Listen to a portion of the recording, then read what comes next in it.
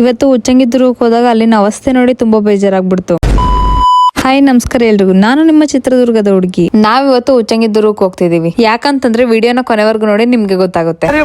ನಾವಿಬ್ರೇ ಹೋಗ್ತಿಲ್ಲ, ನಮ್ ಜೊತೆ ನಮ್ ತಮ್ಮರು ಕೂಡ ಬರ್ತಾ ಇದಾರೆ. ಹೋಗ್ಬೇಕಾರೆ ಸೋಡಾ ಬಿಸ್ಲಾಗೆ ಹೊಟ್ಟೆ ತಣ್ಣಗ್ ಮಾಡ್ಕೊಳ್ಳೋಣ ಅಂತ ಬೇಕರಿ ಹತ್ರ ನಿಲ್ಸಿದ್ರೆ ಇಂತ ಬಿಸ್ಲಾಗಿ ಇವರು ಟೀ ಕುಡಿಯಕ್ ಕರ್ಕೊಂಡ್ ಬಂದಾರೆ.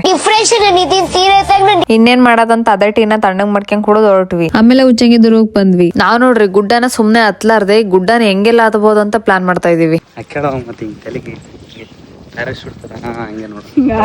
ಇದನ್ ಕಟ್ಟಿಗೆ ನಿಂಗೆ ಆರ್ಕೆಂದ ಹೋಗಿರೋ ಮ್ಯಾಲಿಂದ ಹಿಂಗ್ ಜಿಗದು ಬಿಡ ಹಿಂಗ್ ಹಿಡ್ಕ.